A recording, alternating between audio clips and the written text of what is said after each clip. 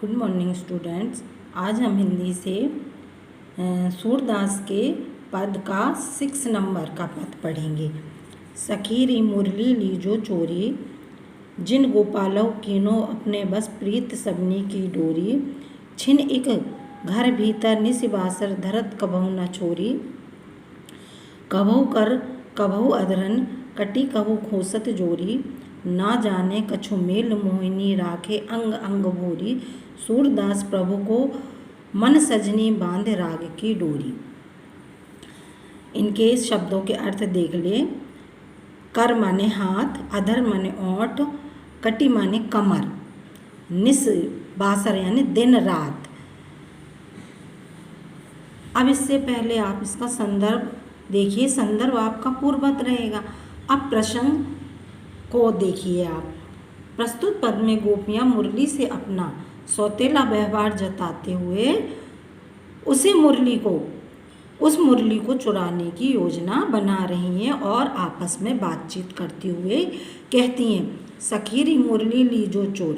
हे सखी, कृष्ण की मुरली को हम लोग चुरा क्यों ना लें। जिन गोपालों की ने अपने बस प्रीत सबनी की डोरी।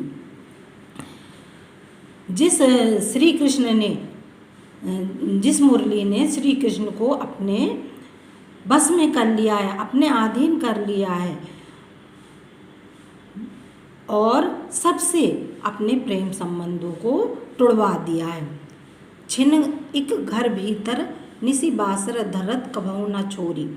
श्री कृष्ण इस मुरली को प्रेम में ऐसे अधीन हो गए हैं, ऐसे आसक्त हो गए हैं कि वे कभी भी उसको नहीं छोड़ते हैं। घर बाहर दिन रात वे उसे अपने हृदय से या अपने पास रखते हैं। कबहु करी कबहु अधरन कटी कबहु खोसत जोरी। और वे इस मुरली को क्या करते हैं, अपने से कभी अलग नहीं रखते हैं। कभी वे कर माने हाथों में, अधर माने ओंठ, और वे कभी अपने ओंठों पर और कभी इसे अपने कमर में, कटी माने कमर में खोस कर रखते हैं। ना जाने कछु मेल मोहिनी राखे अंग अंग भोरी। पता नहीं इस बंसी ने या इस मुरली ने ऐसा कौन सा मोहिनी मंत्र फेंका है जिससे श्री कृष्ण के अंग अंग उसकी ओर आकर्षित हो गए हैं। सूर प्रभु को मन संजनी बांधे और राग की डोरी, और उनका मन उसके प्रेम की डोरी से बंध गया है। सूरदास प्रभु कहते हैं कि श्री कृष्ण का मन उस मुरली की प्रेम डोरी से बंध गया है। इसके काव्य सौंदर्य में अलंकार अनुप्रास है। अब दूसरा देखिए। ऊधो मोहि ब्रज बिसरात नाही, वृंदावन गोकुल बन उपवन सघन कुंज की छाई। प्रात समय माता जसुमती अरु नंद देखी सुख पावत।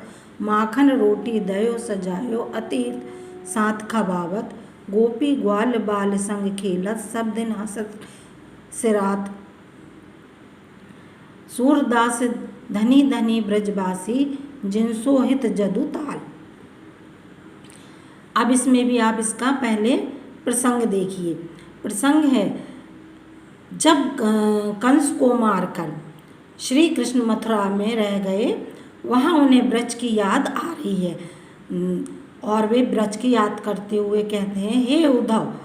इसकी चर्चा करते हैं, मतलब उसकी याद करते हुए वे उद्धव से इसकी चर्चा करते हैं।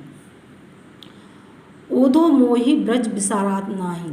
हे उद्धव, मुझे ब्रज की बड़ी याद आ रही है। वृंदावन गोकुल वन उपवन सघन कुंज की छाँव। और वे क्या कहते हैं, मैं उसे भुलाए से नहीं भूल पाता हूँ। आज मुझे वृंदावन के गोकुल के वन आदि वाटिकाएं और घने कुंजों की छाया सभी के सुख सता रहे हैं। उसकी याद करते हुए वे ये उद्धव से कह रहे हैं। प्रात समय मात जसुमती अरु नंद देखी सुख पावत। और वे क्या कहते हैं, प्रातःकाल यानी सुबह होते हुए ही मैं माता यशोदा और नंद जी के दर्शन कर अत्यंत ही आनंद प्राप्त करता था। वो ये बात उद्धव से कह रहे हैं।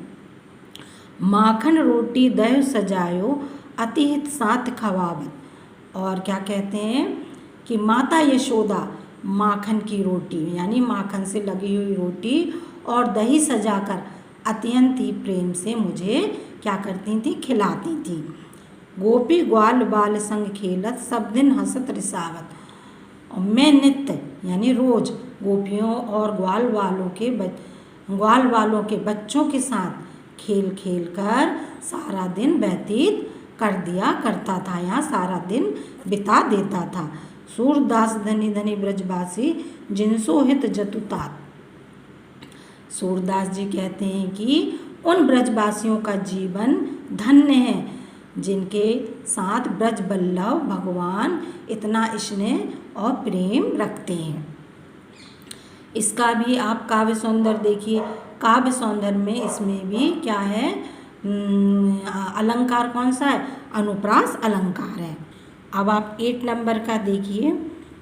ऊधो मन ना भय 10-20 एक हो तो सो संग गयो श्याम संग को अब राधे ईस। इंद्री शिथिल भई के सब बिन जोहू देहु बिन शीस। आशा लगी रहत तन श्वासा जीवहि कोटि बरीस। तुम हो सखा श्याम सुंदर के सकल जोग के ईस।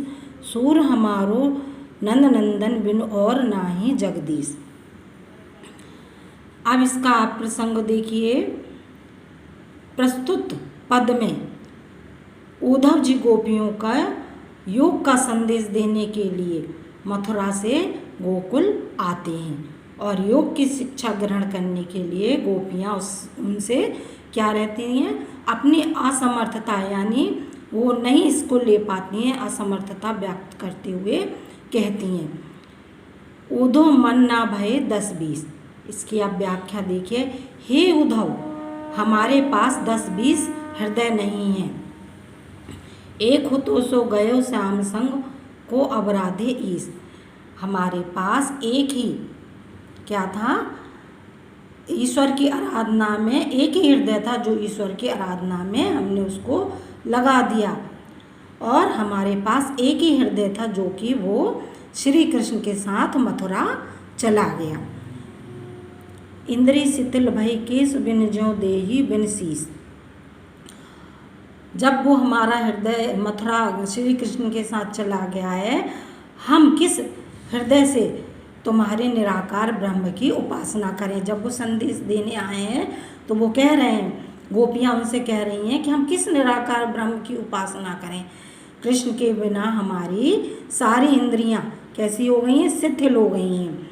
और जैसे कि ज्यों देहि बिन शीस, जिस प्रकार से सिर का धड़ हो, मतलब कहने का तात्पर्य उनका ये है कि जो शरीर है वो कैसा प्रतीत हो रहा है कि बिना सिर का ये धड़ हो। आशा लगी रहत तन श्वासा जीवहु कोटि बरीस। श्री कृष्ण के आगमन की आशा हमें लगी रहती है, मतलब उनका ऐसी आशा रहती है कि वे आएंगे। और ये शरीर श्वासा माने इस शरीर में यह श्वास अटकी हुई है। तुम तो सखा श्याम सुंदर के सकल जोग के ईस। और वो क्या कहती हैं, इस हालत में हम करोड़ों वर्षों तक जीवित रहकर भी हे उद्धव, हम श्याम सुंदर की आने की उम्मीद को लगाए हुए हैं।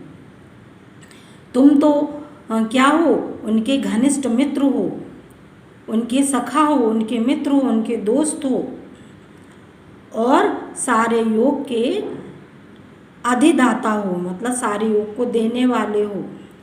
सूर हमारो नंदन बिन और नाही जगदीश। इतना जान लो कि नंद नंदन श्री कृष्ण के सिवाय हमारे लिए दूसरा कोई ईश्वर नहीं है, ना ही जगदीश। और ना ही जगदीश से अर्थ है उनके अलावा हमारा कोई दूसरा ईश्वर नहीं है।